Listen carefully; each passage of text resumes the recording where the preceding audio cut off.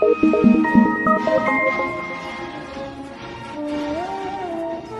March 1947, Earl Louis Mountbatten and his wife Edwina arrive in New Delhi. The great-grandson of Queen Victoria and second cousin to George VI, Mountbatten brings a regal presence to the drama of India's independence. As the last viceroy, he bears responsibility for India's fate. 2nd of April, 1947. I have now completed my first week in office. I should like to be able to paint an encouraging picture of my first impressions, but feel it would be misleading if I did so.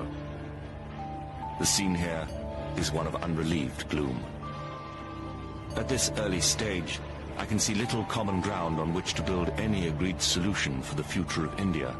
The only conclusion I have been able to come to is that unless I act quickly, I may well find the real beginnings of a civil war on my hands.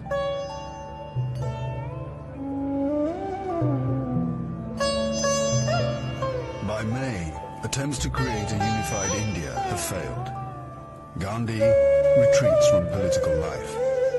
Muhammad Ali Jinnah, leader of the Muslim League, and Jawaharlal Nehru of the Indian National Congress concede to divide India.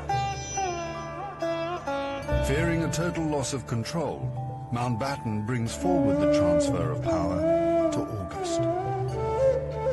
Two nations will be created by partition, a secular India and a new homeland for India's Muslims, Pakistan. Nehru addresses the people of India. Long years ago, we made a tryst with destiny, and now the time comes when we shall redeem our pledge. At the stroke of the midnight hour, when the world sleeps, India will awake the light of freedom.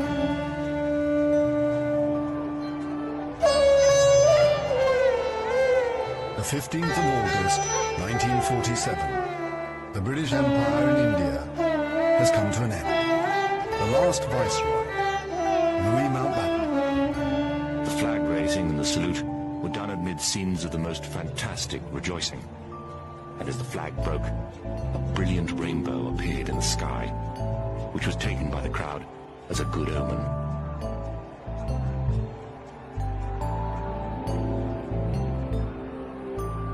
Qasim Muhammad. On the 15th of August came freedom. The freedom to burn, loot and murder. While Delhi and Karachi were celebrating, central Punjab was burning.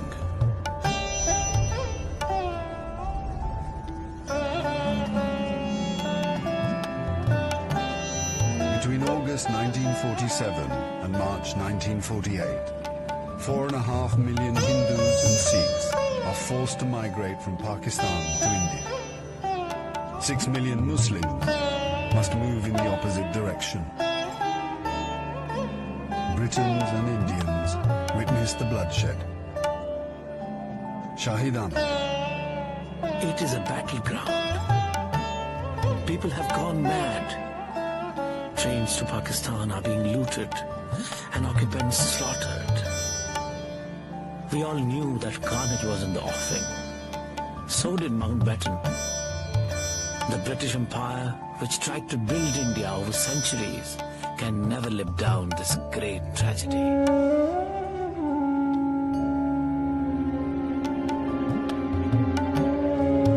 Lieutenant Colonel Hubert Boyd Hudson. The sight from the air was awe-inspiring. In this chaos, millions of refugees were struggling to get to India or Pakistan. Thousands of others were doing their best to prevent them, murdering them by the hundred. But death is nothing. There are things more terrible than death.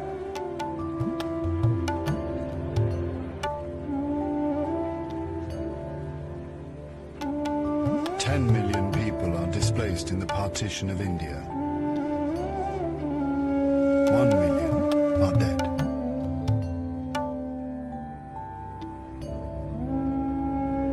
By the summer of 1948, most of the British have left.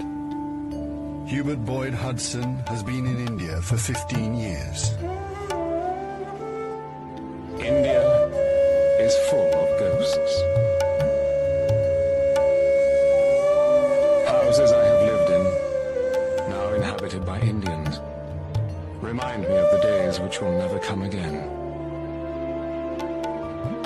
When the Viceroy drove past with a cavalry escort in red coats, I have seen the greatness of the British in India, but now it is all ended, and we are the last to leave. The few who are trying to tidy up the mess which the sudden splitting of an old empire has caused. Britain has lost its greatest imperial possession.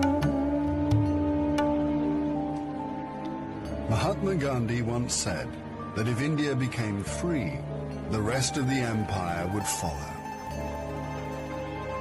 In the next 10 years, the fire of India's independence will spread around the globe, from the Middle East to Africa.